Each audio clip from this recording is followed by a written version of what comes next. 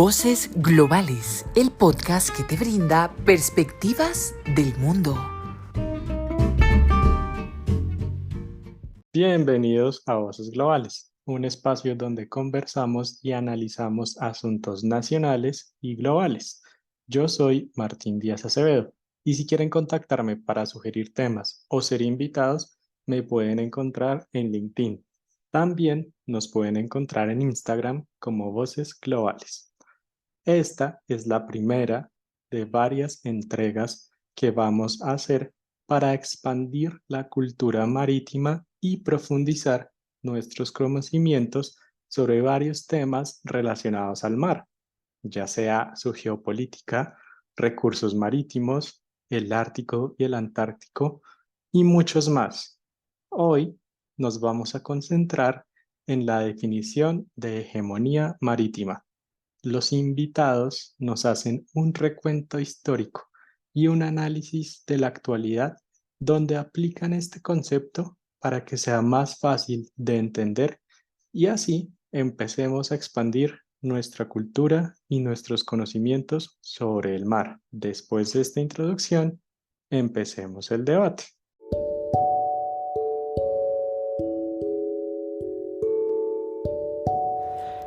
El debate. Antes de empezar el debate, quiero presentar a los invitados de hoy. Juan Pablo Montoya Piedreita, politólogo con énfasis en seguridad, paz y conflicto de la Universidad del Rosario, especialista en análisis de políticas públicas de la Universidad Nacional y magíster en estrategia y geopolítica de la Escuela Superior de Guerra. Desde hace 3 años se desempeña como asesor técnico en la Subdirección de Seguridad y Defensa del Departamento Nacional de Planeación. Bienvenido, Juan Pablo. Gracias, Martín. Buenas noches a ti, al compañero de mesa y a todos los oyentes. Nuevamente un gusto volver a estar acá en este podcast como invitado. También tenemos al capitán de corbeta Camilo Uquillos Prieto, profesional en Relaciones Internacionales de la Universidad Jorge Tadeo Lozano, máster en Derecho Internacional Público de la Universidad de los Andes, oficial activo de la Armada de Colombia con grado de capitán de corbeta. Actualmente se desempeña como director de Asuntos Internacionales de la Armada de Colombia y también es profesor de cátedra de la Universidad Jorge Tadeo Lozano. Bienvenido, Camilo. Martín, un gusto saludarte, agradecerte la invitación y un gran saludo a nuestro compañero Juan Pablo.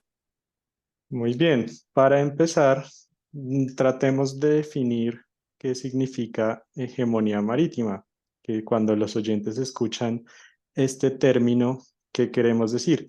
Si nos vamos hacia los clásicos, autores clásicos de la geopolítica, se me viene en la cabeza primero Alfred Mahan, que él, bajo su teoría, que sostiene que el Estado, pues tener la hegemonía marítima, debe contener por lo menos 3 opciones, que es primero una situación que le permita al Estado el fácil acceso mar-tierra y una extensión de territorio abundante proporcional a la longitud de sus costas. Este autor, por supuesto, es clásico de una época de 1840 a 1919. Se enfoca en otro tipo, ya estaba investigando más hacia los imperios en esa época. Hoy en día ha cambiado, pero entonces quiero saber ustedes, tanto desde autores tal vez clásicos, como sobre todo desde su punto de vista, ¿qué entienden ustedes por hegemonía marítima? Juan Pablo, ¿qué piensas de eso? Sí, nombre es un clásico de la geopolítica que es Alfred Mahan, estadounidense, que también, como lo mencionabas, se fundamenta en ese anteceder estadounidense que es el Imperio Británico, que es una potencia también que, pues, como anterior metrópoli de las famosas 13 colonias, tuvo también un poderío marítimo a nivel, pues, por decirlo, para su momento global por las colonias, sabemos en su momento, las colonias en América, Sudáfrica, la India, entonces pues necesitó también, y al ser una isla, la isla de la Gran Bretaña, también teniendo en cuenta Inglaterra, Gran Bretaña, Reino Unido, las diferencias, pero al ser una isla, básicamente, al estar compuesta por islas, pues desarrolló esa capacidad de poder que es la antecesora de los Estados Unidos y la que Mayhem se fundamenta para también aplicar o tratar o descifrar o también aplicando este poder marítimo para los Estados Unidos, que sabemos que lo logró y se fundamenta mucho un poco tiempo posterior con la Segunda Guerra Mundial y con todo lo que fue la guerra en el Pacífico, toda esa adquisición de islas, las Islas Marshall, la expansión, pues eso también le da un poder a los Estados Unidos y también recordemos la famosa ley del Guano, que Estados Unidos adquirió islas o tomaba posesión de islas o islotes argumentando que había presencia de guano o pues el guano no solo es el excremento de los murciélagos, sino también de los pelícanos, las aves marinas, las gaviotas, pero ya para aterrizarlo y darle la palabra a mi compañero, me gustaría básicamente como conceptos, me gusta mucho dos. Uno es el ciclo marino virtuoso en el que está la supremacía marítima, el comercio marítimo, los recursos marítimos, porque sabemos que hay recursos vivos y recursos minerales, valga la redundancia, pues en el mar y también las fuerzas navales. Y también el otro concepto que acá me parece muy útil es el de poder marítimo, que son los intereses marítimos con la conciencia marítima. Entonces, eso compone fuerza, oposición, esa es una ecuación muy interesante, también no solo poder marítimo, sino poder naval. Muy seguramente ahorita nuestro compañero nos puede dar más luces sobre esos conceptos, pero se me hacen clave para iniciar esta discusión y justamente iniciar los temas sobre hegemonía marítima. Gracias. Camilo, Listo, ahí muchísimas gracias ahí por el concepto. Creo que ya Juan Pablo hace un recuento histórico bastante importante. Yo de pronto le sumaría, yo me iría un poquito más atrás. Yo iría hasta la época, prácticamente todas las civilizaciones, o la mayoría de civilizaciones, se han desarrollado bien sea alrededor de un río o alrededor del mar. Entonces, prácticamente la evolución de la civilización humana empieza alrededor, pues por obvias razones, somos animales o seres vivos que necesitamos el agua para sobrevivir. Y cuando nos damos cuenta que podemos dominar, que se puede con un simple uso de una tecnología, cuando se cae una balsa al río y los primeros humanos se dan cuenta que eso flota, eso ya empieza a ser una proyección marítima. Entonces, ¿qué le sumaría? La evolución histórica alrededor del mar. Yo le metería, antes de hablar de los británicos, le sumaría la parte de los romanos, le sumaría la parte de los fenicios, le sumaría la parte de los egipcios, civilizaciones que se desarrollaron alrededor, bien sea de los ríos en el caso de los egipcios, o alrededor del mar Mediterráneo. Recordemos que antes de esto, pues, era el mundo civilizado, entre comillas, el mundo que se conocía, por lo cual más allá de esto no sabíamos. Cuando ocurren todas las evoluciones del Islam, que empieza a bloquear las salidas hacia Oriente de los europeos necesitan buscar una nueva ruta. Recordemos que hasta este momento todavía pensábamos, si hoy en día lo piensan, imagínense hace 500 años que la Tierra era plana, y aparece un loco visionario que era Cristóbal Colón, que le vende la idea a la corona de España, que hacia el otro lado debe haber una forma de llegar a las Indias. Y ahí arranca yo creo desde mi punto de vista, dentro de lo que uno ha podido estudiar en este poco tiempo, es que ahí arranca de verdad el poderío naval, el poderío marítimo de estos imperios. Aquí todavía no estamos hablando de estados, no estamos hablando de países, sino de estos imperios. Y empieza el imperio español. Ahí ya todo se volca desde el Mediterráneo, nos volcamos hacia el Atlántico y de ahí hacia el Caribe, y nos ingresamos al Caribe. Entonces, si lo vemos desde ahí, en mi concepto arrancaría todo esto de hegemonía del mar. A mí sí me gustaría de pronto hacer como unas precisiones, y es en derecho internacional público, existen dos divisiones o dos, que es el derecho del mar y el derecho marítimo. Son dos cosas totalmente diferentes y es importante aclararlas. El derecho marítimo, arranquemos por el derecho marítimo, como Juan Pablo no lo mencionaba, es toda la parte comercial, es el derecho privado, es todo lo que va enfocado hacia el derecho privado, mientras que el derecho del mar es precisamente hacia quién va a dominar y quién va a tener los mares, hasta dónde llegan mis mares, hasta dónde yo puedo explorar, hasta dónde yo puedo explotar. Y eso pues basado ya nos metemos más en temas contemporáneos hasta donde nos dejó Juan Pablo, que sería, por ejemplo, la negociación, uso y aplicación de la Convemar, de la cual Colombia no es parte y de pronto hablamos más adelante. Pero entonces es como una evolución que las civilizaciones llegan hasta ahí. Yo me salto un poquitico ya la explicación de Juan Pablo, hay que mencionar obviamente los británicos, que son los que ya lo meten como concepto dentro de su política exterior y política de proyección mundial, pero fue algo evolutivo. Creo que fue algo que se fue dando en diferentes civilizaciones y vamos hacia los chinos, también los chinos lo hicieron, los mesopotámicos también lo hicieron alrededor de los ríos y después salen al Golfo Pérsico y así sucesivamente. Juan Pablo, algo para complementar de lo que nos acaba de decir Camilo. Sí, sí, hicimos ahí un recuento histórico. Ahí Camilo lo hizo más atrás, pero también ahí recordar clave, porque me acordé, la primera batalla registrada, pues escritos en documentos históricos a nivel naval, fue en el año 1210 a.C.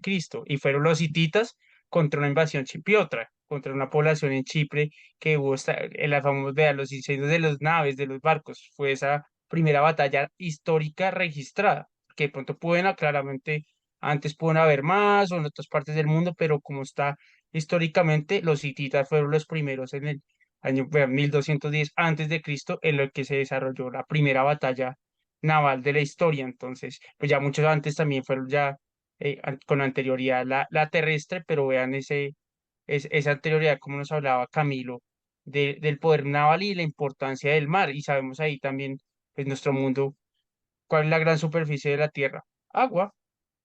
Entonces, es una condición y es un poder, uno de los dominios de la guerra.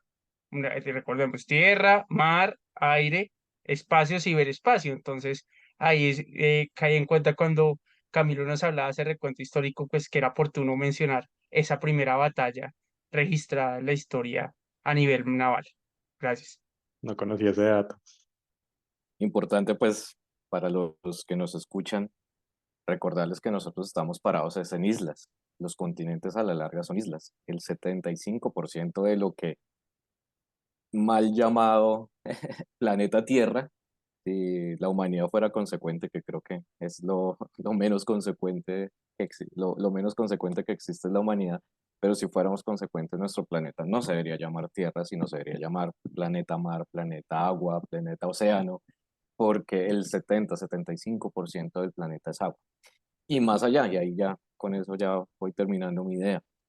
Si vemos nosotros en este momento, la humanidad tiene más floteada, más explorada la superficie de Marte, de la Luna, que lo que nosotros conocemos de nuestros océanos, bien sea por lo difícil que es explorar los océanos. Existen mapas más detallados de la superficie de Marte en este momento, de la superficie de Venus, que del mismo océano, que es lo que más nos rodea o lo que nos rodea en este planeta. Entonces es solo como un dato para que vayamos sabiendo de qué es que estamos hablando. Muy bien, pasémonos un poquito ya como de esta pequeña clase de historia fantástica a meternos un poco más al contexto actual. En el contexto actual, ya digamos que hay en la gran mayoría de casos ya límites bien definidos marítimos. Todavía hay ciertos pleitos internacionales frente a esto, pero digamos que en una gran mayoría están bien definidos. Se tienen las rutas de comercio marítimo en teoría también bien definidas. Entonces, ¿cómo podrías definir, Juan Pablo, esta situación actual marítima? Como lo mencionabas, existen muchos espacios, como los que ya conocemos todos, tierra, mar, aire, ciber, el mar en este caso, lo que nos llama aquí, sigue teniendo la misma importancia que ha tenido en toda esta parte histórica que nos han contado, o igual que el ciberespacio, menos, más, ¿cómo lo ubicarían ustedes? Como decíamos, lo mencionábamos, pues el agua es parte de nuestro globo y pues Mm. es un componente bastante importante. Estaba tratando de buscar el dato cuáles son los países que no, recuerdo que son muy pocos de los 193 oficiales que no tienen costa o acceso al mar, porque ahí descartamos hasta Paraguay. Paraguay no tiene costa, pero tiene acceso al mar por el río Paraná. Entonces, estaba tratando de Bolivia. buscar ese dato. Bolivia es uno de los de Latinoamérica, de Sudamérica, pero ahí yo tenía ese dato y también estaba buscando otro mapa, estaba intentando buscar otro mapa de Le Monde Diplomatique sobre eso, sobre los límites. ¿Cuáles son las zonas marítimas que todavía no están definidas? Y vean que no. Uno piensa que sí, como mencionaba Camilo, el derecho marítimo, sabemos que hay unas delimitaciones.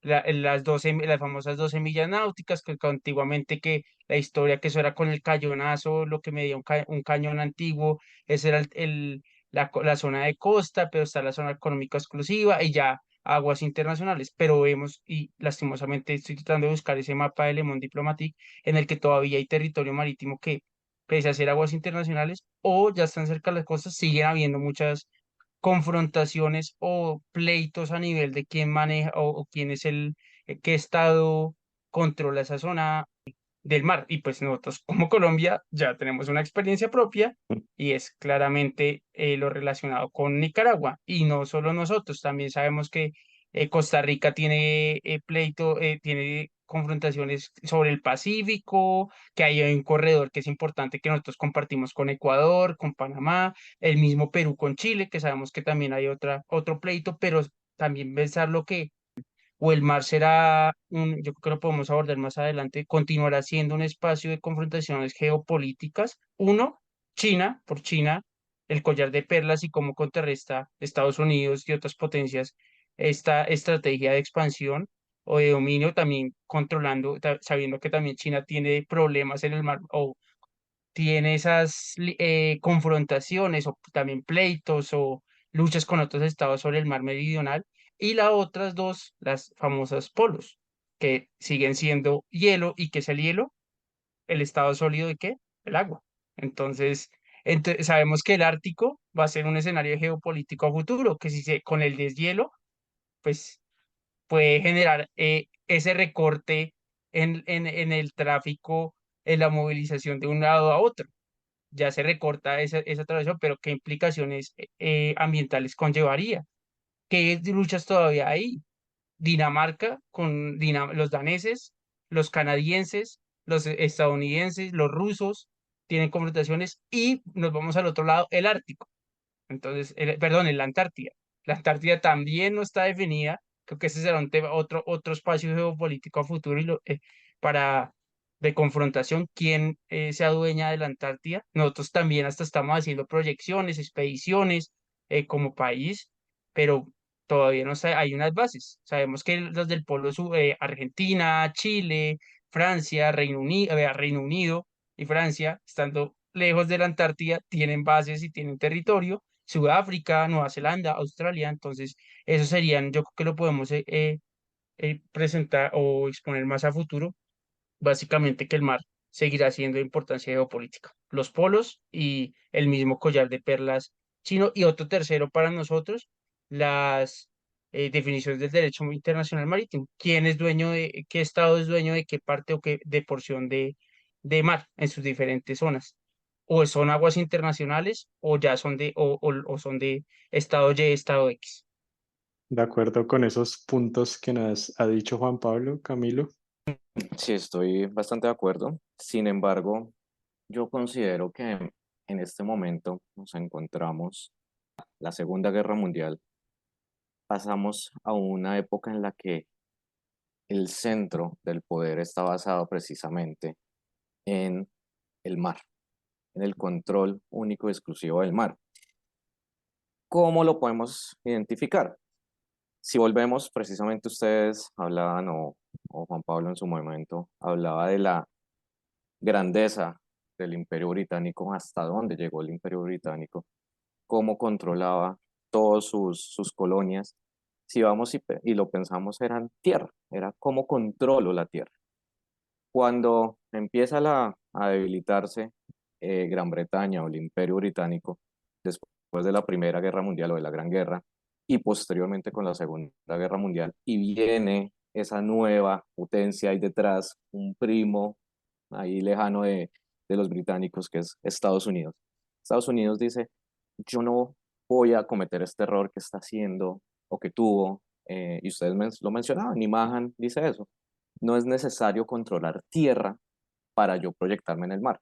Yo controlando los océanos me proyecto a nivel mundial. Y ahí va una de las máximas, ya que ustedes mencionaban a Mahan en el comienzo, una de las máximas de Mahan es precisamente eso. Si yo controlo los océanos, controlo el mundo entero. Y eso es lo que vemos desde hace 80, si lo ponemos desde hace 100 años, lo que ha hecho, lo que está haciendo Estados Unidos. Y lo que proyecta en un futuro China. Si Estados Unidos pierde el control de los océanos, va a perder precisamente el control del comercio. Hoy en día, posterior a la Segunda Guerra Mundial, entramos en una guerra fría y posteriormente en una globalización. Quien controla los océanos es precisamente la hegemonía. Mucha gente en las clases, en este tipo de debates, le dice a uno, pero China hoy ya está mucho más poderosa que Estados Unidos. Si vamos al detalle, eso tendríamos que revisar. ¿Por qué? Estados Unidos tiene una flota de 11 portaaviones, son 11 flotas con las cuales domina el mundo entero. No tiene la forma de colonia, o sea, eso lo pongo aquí entre comillas, pero los océanos los tiene totalmente controlados.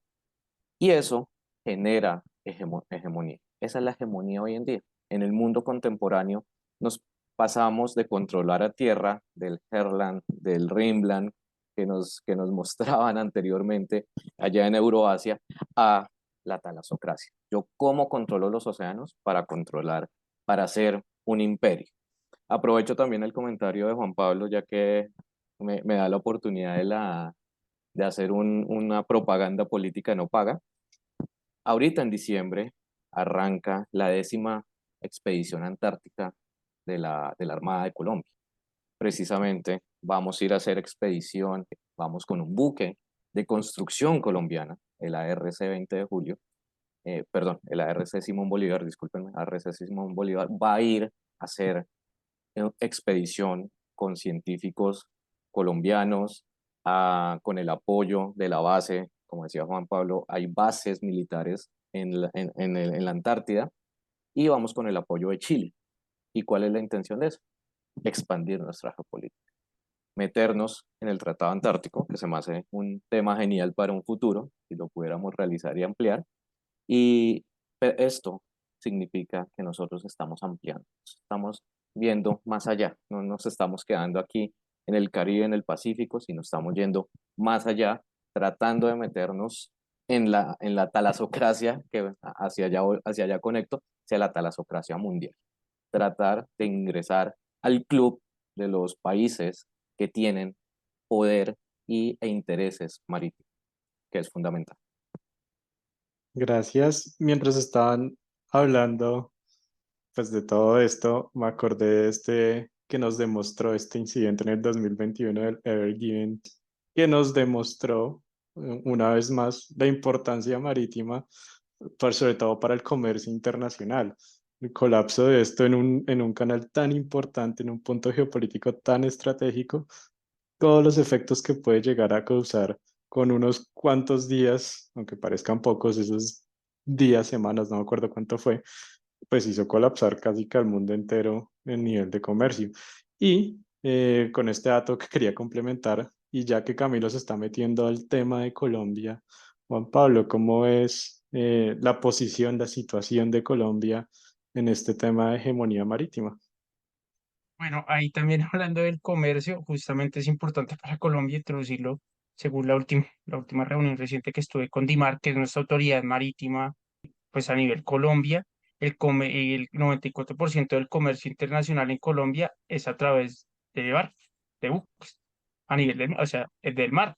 No solo en el puerto del Pacífico, el principal que es Buenaventura, sino ahorita el mayor puerto a nivel de Colombia de capacidades y que está no solo a nivel comercio, sino también recibiendo cruceros, que es también ingreso mediante turismo, pues es Cartagena y con sus diferentes instalaciones portuarias. No me acuerdo cuántas son registradas, con más de 21. O sea, creo que acá tengo guardada la tabla de cuántas instalaciones portuarias hay avaladas o, pues sí, certificadas en Cartagena. Entonces, es importante, pero me gustaría también un poco retomar, yéndonos un poco a lo que hablaba Camilo anteriormente sobre Estados Unidos y sobre la hegemonía, ¿quién controla el mar?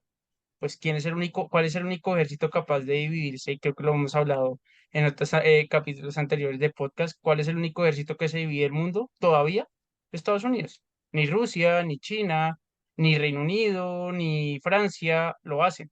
¿Y quién lo hace a nivel de mar también? Estados Unidos, con sus 6 flotas. La segunda, la tercera, la cuarta, la quinta, la sexta y la séptima flota, que en nuestro territorio está, creo que si mi memoria no me falla, la cuarta flota. Entonces, y el Comando Sur, aparte del Comando Sur. Entonces, pues sigue teniendo, ahí sí entramos en ese debate sobre hegemonía, y si lo vemos con ese enfoque de control, hegemonía como control, como poderío, ¿quién es capaz de estar? Pues sigue siendo Estados Unidos quien controla los mares a nivel global. Tiene la flota, se divide el mundo todavía, y tiene, como decía Camilo, tiene portaaviones. ¿Qué sabemos que es un portaaviones? Pues la proyección hasta del mismo estado en el territorio marítimo. Es una proyección.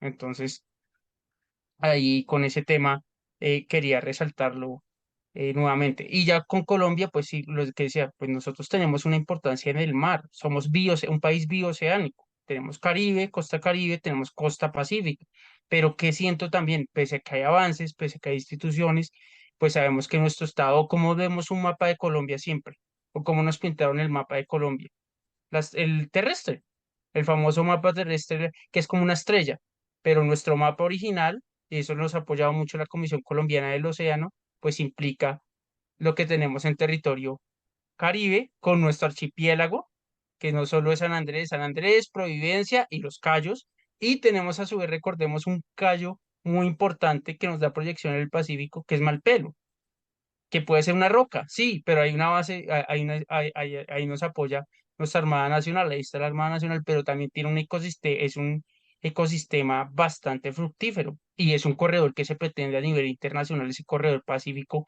proteger de amenazas externas de pesca ilegal, que Ecuador, Colombia, Panamá, Costa Rica, y tengo entendido con apoyo también francés, pues tienen que proteger, porque como les decía, y lo hablamos internamente con el equipo justamente de la línea de seguridad integral marítima y fluvial.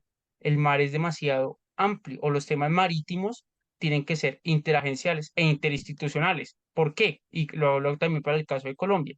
Está el transporte, está el comercio, entonces ahí vamos de dos sectores: defensa, claramente, proteger nuestros mares; medio ambiente. Entonces vemos que minas de energía, como les decía, en el mar no solo hay recursos vivos, sino recursos minerales. Entonces vemos que este es un tema que necesita el interagencialidad y el apoyo y la articulación de muchos actores, tanto del nivel nacional, y por qué no nos vamos a lo territorial. Entonces, en Colombia son 47 municipios, que ya me dijeron 48, pero tengo entendido que son 47 municipios costeros, tanto insular, Caribe y Pacífico, 47. ¿Cuáles de esos tienen el POT o el Plan de Ordenamiento Territorial actualizado? Tengo entendido que son muy pocos. Entonces también ahí vemos que no solo la nación, las entidades del orden nacional, sino las territoriales que tienen responsabilidad en el mar y la costa, pues tienen que avanzar un poco más. Y vemos también que muchas de estas ciudades, grandes ciudades, que son puerto, son distritos especiales. Pero ¿qué hacen ellos por el tema marítimo? Ahí es donde tocaría mirar qué vacíos hay y qué se necesita trabajar. Hay muchos avances, ahí lo vemos, hay instituciones que tienen una proyección en el mar, la Armada Nacional con su Plan 2042, la DIMAR, como les decía, la Autoridad Marítima en Colombia también tiene su plan a largo plazo, que es al 2030, pero creo que también lo podemos seguir ahondando. Hay muchos retos a futuro, pero personalmente, a nivel como concepto profesional, pues el mar para Colombia es de vital importancia. Bioceánico, esa es la palabra clave. Gracias, Juan Pablo. Camilo, para responder todo lo que hemos dicho hasta ahora y complementar. Listo. Bueno, aquí aprovecho. Yo en este momento me encuentro en Panamá y es importante, ya que tú, Martín, hablabas del tema del canal del Suez. Aquí hay una preocupación en este momento muy grande, aquí en Panamá, y todos los países que nos beneficiamos o que utilizamos el canal de Panamá tenemos una preocupación en este momento, y aquí las autoridades ya nos lo han expresado. Existe un riesgo grande.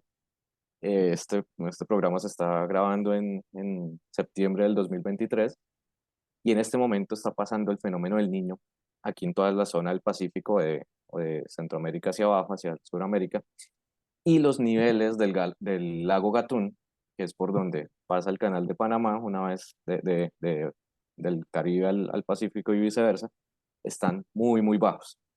O sea, son niveles tan bajos que no había reportes que el canal o que el lago Gatún se hubiese bajado tanto. ¿Por qué? Porque el río que lo surte no está lloviendo en esa zona. ¿Cuál es la preocupación? Entonces, mira la cantidad de situaciones que tenemos acá, una situación climática sumado a una situación que se va a volver social para Panamá. Ustedes saben que Panamá es un país que vive del canal, su máximo producto a exportar es el canal de Panamá. Para países como Colombia, nosotros, si se nos llega a secar el canal de Panamá o no podemos utilizar el canal de Panamá, ahorita hay una cantidad de buques represados, tanto de un lado como del otro, que no pueden pasar o que tienen que pagar el doble de dinero para pasar el canal, se puede llegar a generar un problema geoestratégico.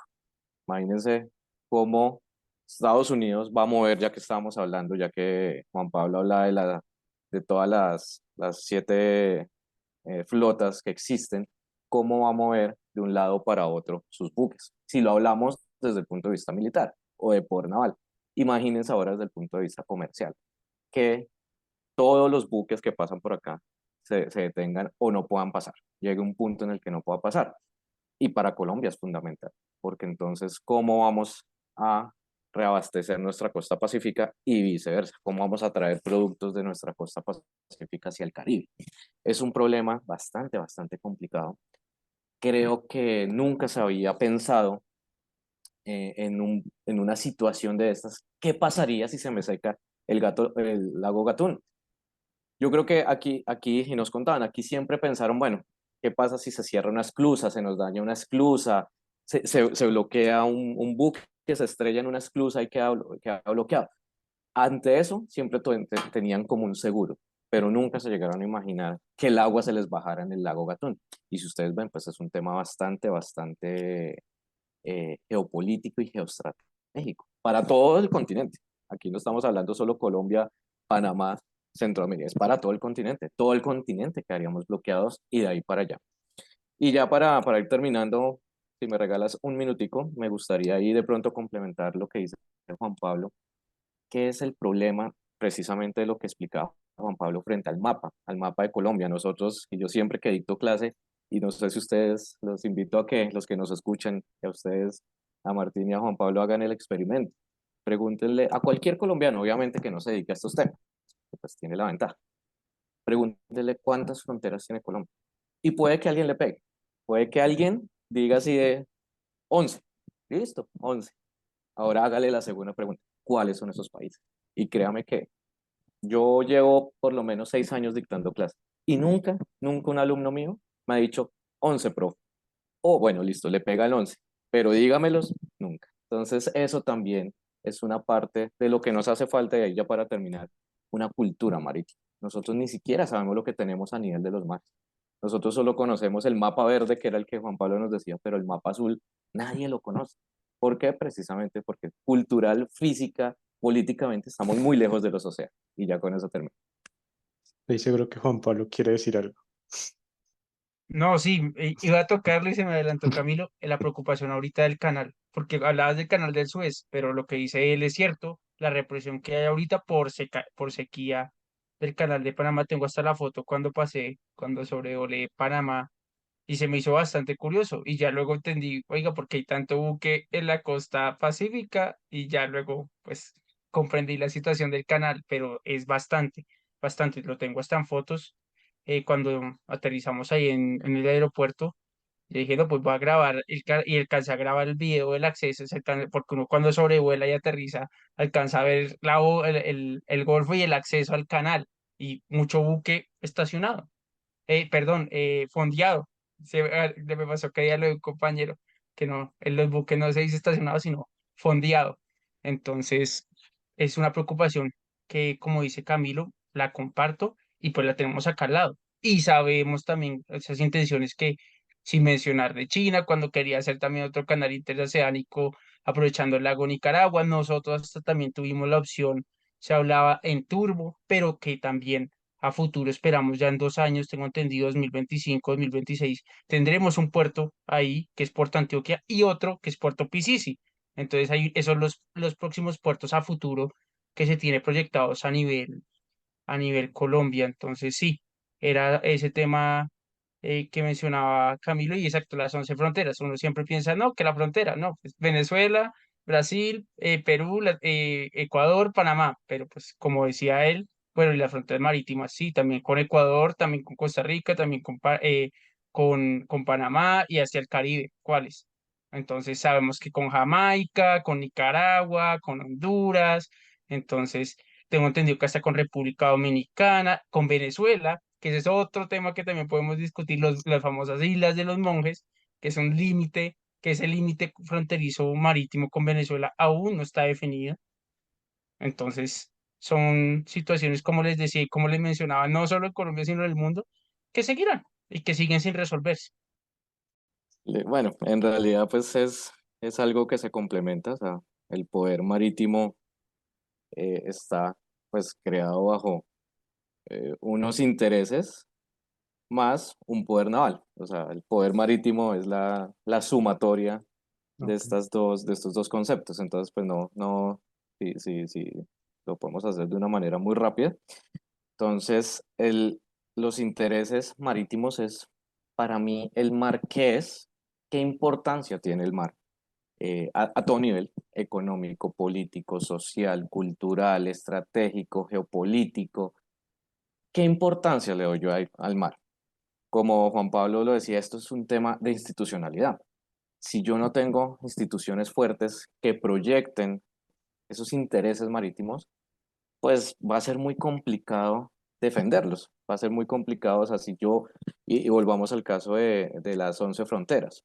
Si yo no conozco que tengo 11 fronteras, que tengo un archipiélago en el Caribe, que tengo una isla en el Pacífico, bueno, en realidad dos grandes islas en el Pacífico, y no conozco eso, pues voy a decir, ¿yo para qué necesito un poder naval? ¿Yo para qué necesito defender todo ese territorio? ¿Yo para qué necesito un ejército del mar, una armada fuerte? Si yo a duras penas sé que voy de vacaciones a Cartagena, Santa Marta, y a duras penas, a veces, si acaso muy pocas personas van de vacaciones a Buenaventura o a las costas del Pacífico, a Tumaco. Entonces, si yo no conozco eso, no puedo empezar a proyectar un poder naval. ¿Y qué es el poder naval? Entonces, yo tengo que proteger esos intereses. ¿Cómo voy a proteger esos intereses? ¿Cómo voy a hacer que nadie se meta en mis intereses y en mis aguas? Ya aquí hablando técnicamente, en mis intereses marítimos. Para eso yo necesito un poder naval. Para eso yo necesito, como se llama técnicamente, una flota gris, unos buques grises que tienen y ejercen soberanía.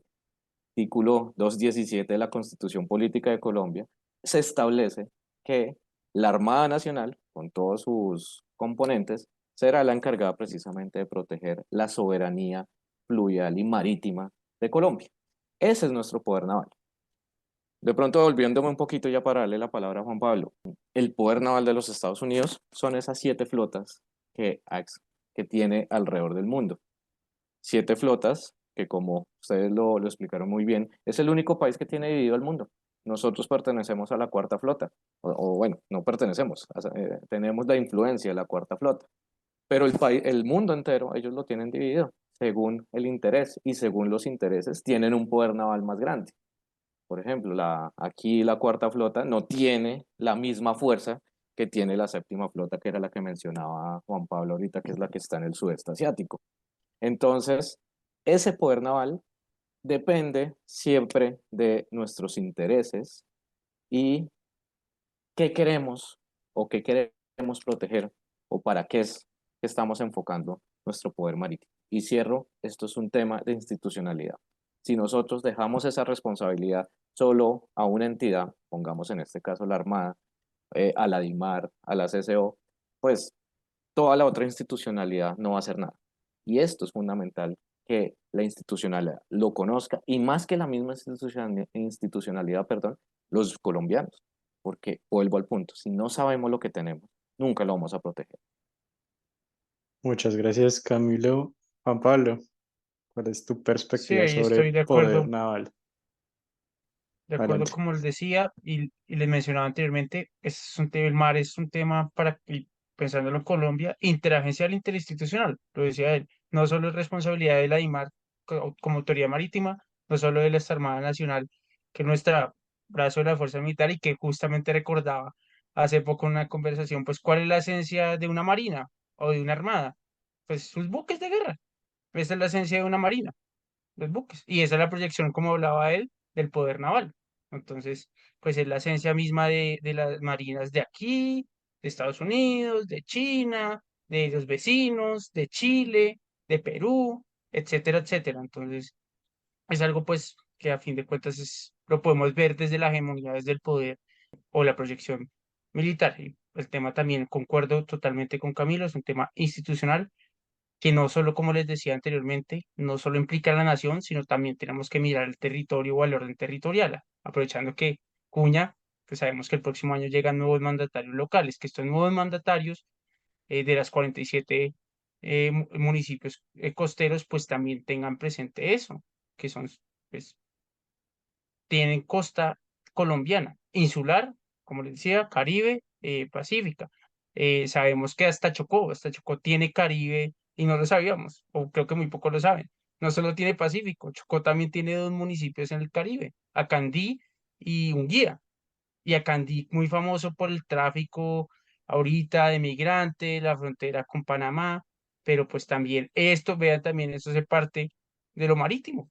Cómo se transporta, lo que les decía, cómo se transporta la gente, hasta la misma migración, la seguridad de las personas, cómo garantizamos que las personas puedan, eh, sí, de estar seguras en el mar. Lo famoso, una cosa es el security, que lo que hablábamos, sí, la fuerza dura, el hard power, los buques, como les decía, la esencia de toda marina, pero también está el safety, que también ahí la IMAR y otras entidades apoyan el cuerpo de guardacostas, salvaguardar la vida humana en el mar. Y también, pues, esto implica, y creo que y pues no creo, sí, yo sé, estoy totalmente seguro de eso, que nosotros como miembros de la OMI, la Organización Marítima Internacional, pues cumplimos todos esos convenios y tengo entendido que hasta dentro de pocos años tendremos una auditoría por parte de ellos. Entonces, y pues la Aymar sé que como autoridad ha respondido, pero también con articulación con otras, con el sector transporte. Y a veces uno piensa que Colombia es sector transporte, ministerio. El sector transporte es muy amplio, bastante amplio y lo he aprendido en estos temas marítimos y más en puertos. Está la superintendencia, está el mismo ministerio, están las inspecciones fluviales, están la ANI, el INVIAS, entonces el sector transporte también en sí muy amplio. Entonces creo que es algo que puede ser complejo, pero que se genere, ahí entramos en los debates, de pronto ya te voy a cerrar, o creamos una institución, no sé, viceministerio del mar, o una, aunque ya está la autoridad marítima, pero también es necesario esas mesas de articulación o el trabajo constante de todas las entidades que tienen que ver lo que hablábamos con el mar, que son muchas. Entonces, es un trabajo un reto que tenemos a futuro, concientizarnos, como dice Camilo, como sociedad, como pueblo colombiano, que somos bioceánicos, pero también trabajar de la mano por parte de toda esa mezcla, sector público, sector privado, porque los puertos en Colombia son privados, son concesionados a privados por la ley primera del 91, y hasta la misma sociedad y la academia. Ahí también y cierro con eso. La academia es muy importante. He visto mucho la Uninorte, la Universidad del Norte en Barranquilla, que aporta con temas de ingeniería. Sabemos Cotecmar, que es una empresa, por decirlo así, mixta, pero que tiene gran importancia. Y a futuro, ¿quién va a construir la fragata? Como hablábamos, Proyecto Poder Naval. Cotecmar.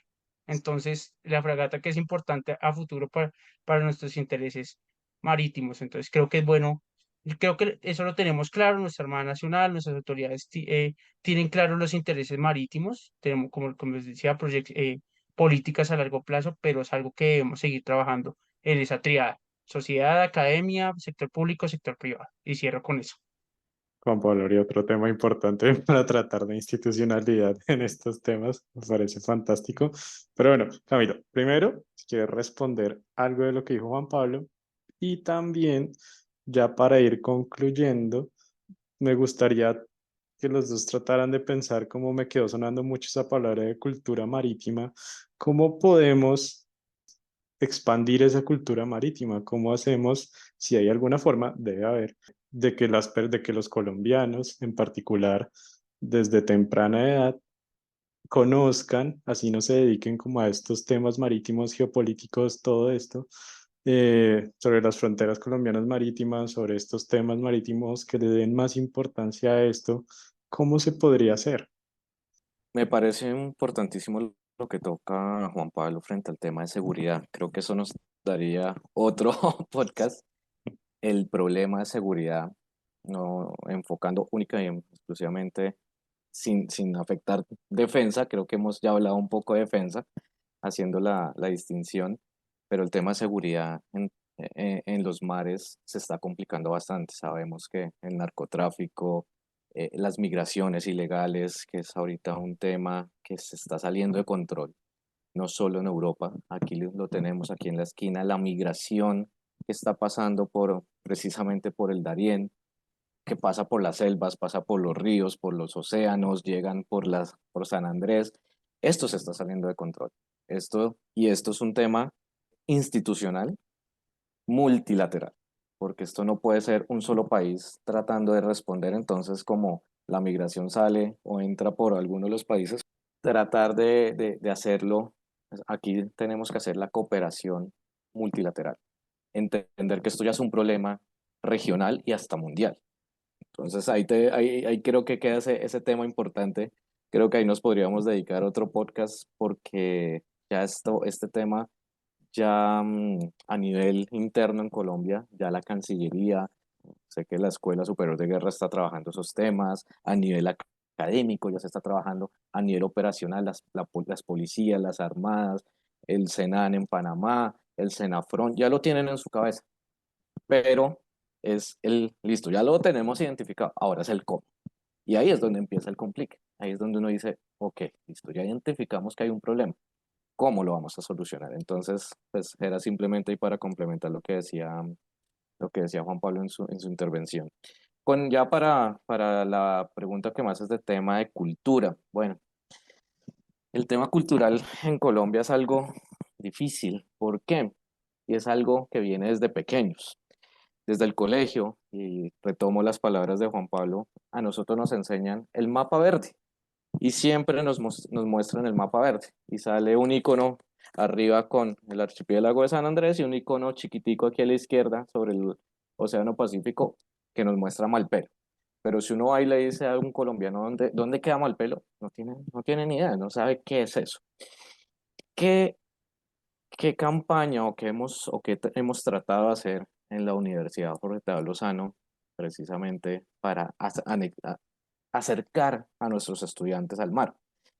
Yo siempre que dicto clase, pues uno mira por la ventana en la Jorge Tadeo Lozano, uno solo ve para un lado edificios y para el otro Monserrate. Y entonces uno dice, oiga, estoy muy lejos del mar. Físicamente estoy muy lejos del mar. Culturalmente estoy muy lejos del mar. Políticamente, porque ahí a 10 cuadras se hacen las políticas y tienen el mismo problema. Las políticas del mar se hacen en la Plaza de Bolívar frente al Monserrate. Entonces todo hace que sea muy difícil. ¿Qué hemos tratado? Acercar los mares a la gente. ¿Y qué es la mejor forma? Tener la cultura que existe un mar. Entonces, yo les trato de mostrar, hay unas campañas muy bonitas en Buenos Aires, en Madrid, que es que le pusieron a las alcantarillas unos letreros grandes, en colores vivos, y dicen, aquí empieza el mar. ¿Por qué? Y les dicen a los niños, mire, cualquier papelito, cualquier basurita que tú botes en algún momento, esa basura, después de atravesar el río, según el país, va a llegar en algún momento al mar. Y esa basurita, ese plástico que usted está botando, esa bolsita plástica, se la va a comer una tortuga y esa tortuga va a morir. Y así, y uno intenta acercarse a los niños. Miren que con los universitarios sirve, obviamente pues el discurso toca ir acomodándolo, pero eso funciona porque aunque uno hable de esos temas en Cartagena, en Santa Marta, la gente, a pesar que tiene el mar al frente, no tiene la conciencia de mar. O Más grave aún, la gente en Cartagena no sabe que existe Buenaventura, no sabe que existe Tumaco y viceversa. La gente en Tumaco no tiene ni idea qué hacen los de Cartagena. Entonces, lo importante es arrancar de lo básico, decir, oiga, protejamos nuestro mar. Ya una vez tengamos esa conciencia de proteger, esa conciencia de si no protegemos eso, es fundamental. Y ya cierro con con mi última intervención previa a esta.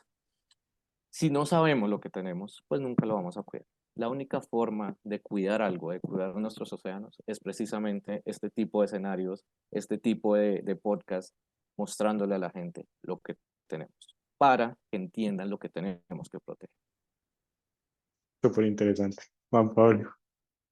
Sí, ahí concuerdo con Camilo en lo que me mencionaba. Creo que sería bueno hacer el podcast de retos de seguridad a nivel Colombia y regional, volumen 2. Hoy hegemonía del mar volumen 1, hegemonía del mar volumen 2, hegemonía del mar volumen 3, futuros escenarios geopolíticos, como lo hablábamos, los polos, y que pues aquí claramente ya Camilo nos dio la referencia de una persona que pues es experta, conocida y experta en el tema, pero básicamente resalto lo que dice él, pues de la conciencia marítima, cómo nos pensamos desde Bogotá, porque eso nos pasa y nos pasó internamente dentro del equipo de seguridad interior marítima y fluvial, y le agradezco pues a al líder de la línea, a mi jefe en su momento, que listo, sí, no, cómo vamos a pensar en mares y en ríos desde, como dice mi compañero y como decía Camilo, un edificio que mira hacia Monserrate y hacia el otro lado pues es la sabana de Bogotá. Pues nos fuimos a las principales zonas portuarias, Buenaventura, Cartagena, Barranquilla, y a zonas importantes fluviales,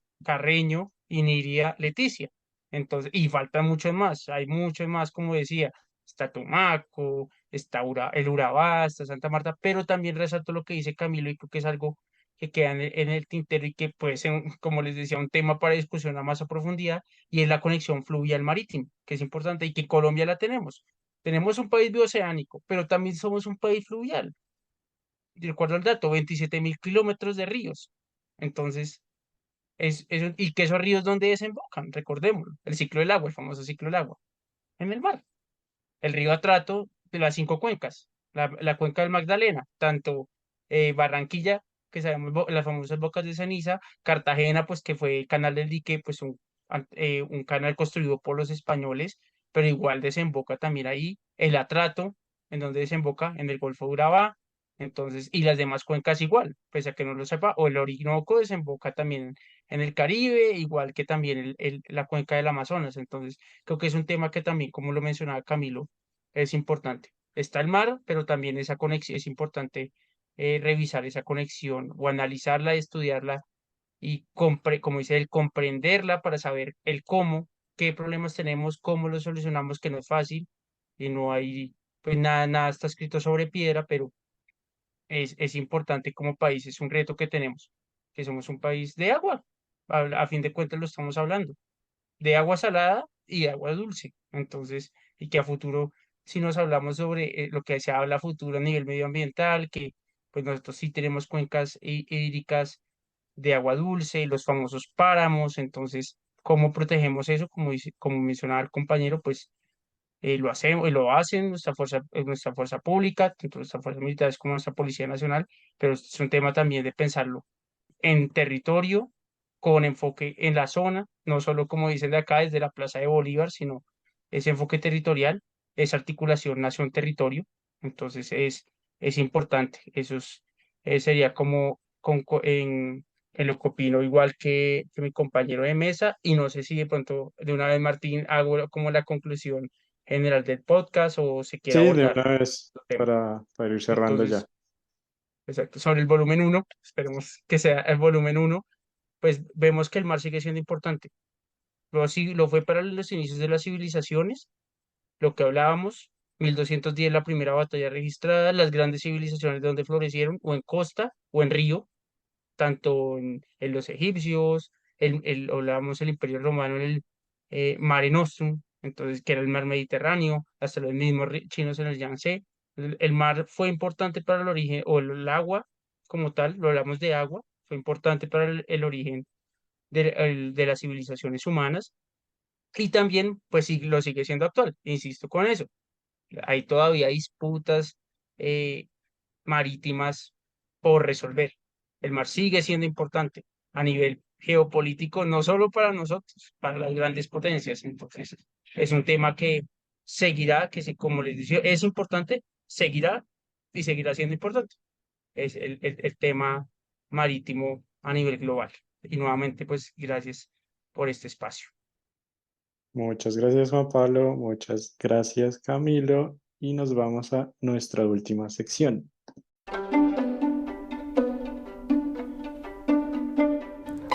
Recomendaciones de la semana.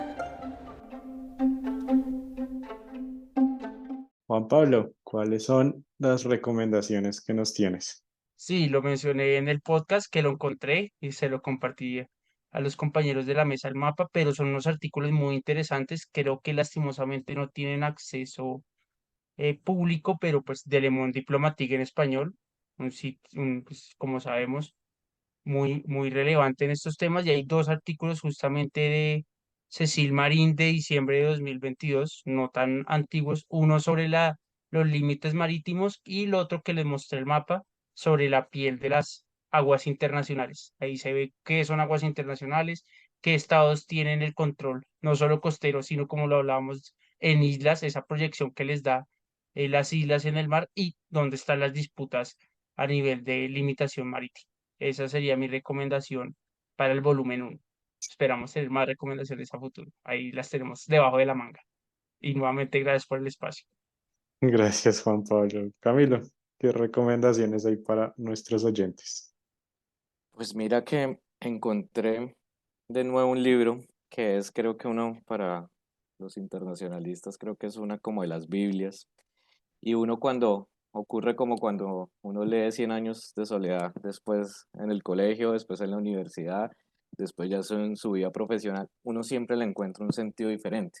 Algo muy parecido me ocurrió precisamente con Diplomacia de Kissinger, ahorita pues que fue mediático otra vez todo su cumpleaños y toda la situación. Y me dio por volverlo a leer, me dio por volverlo a revisar y a medida así que uno tiene como más conocimiento, que ha podido tener un poco más de experiencia, la visión que uno tenía en la universidad es totalmente diferente a la que tiene hoy en día. Además que es un libro que tú lo puedes leer hace 80 años, o bueno, de 50 años, y es lo que estábamos viendo de Estados Unidos en plena Guerra Fría. Lo lees hoy, después lo lees al día siguiente de las Torres Gemelas, y es, todavía está vivo ese libro, y lo lees hoy, 23 años de avanzado el siglo XXI, y tiene aún más vigencia. O sea, es impresionante cómo este libro, cómo Kissinger o tiene esa visión de geopolítica, geoestrategia tan clara. O sea, sabía hacia dónde iba su país, hacia dónde iba bueno, Estados Unidos. Recordemos que él no nació en Estados Unidos, él nació en Alemania, pero tenía el mundo en la cabeza. Sabía, tú lo puedes leer y creo que lo podremos leer en 60 años y tiene la misma, o sea, te cambia totalmente cada vez que lo lees. Entonces sería mi recomendación volver y desempolvar Diplomacia de Kissinger. Maravilloso. Yo quería comprarme el último de liderazgo.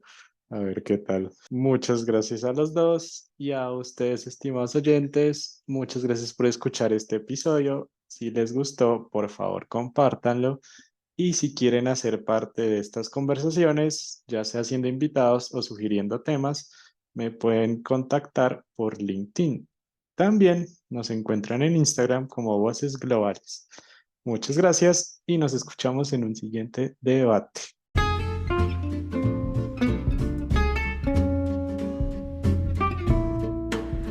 Esto fue Voces Globales, disponible en Spotify y Apple Podcast y Google Podcast.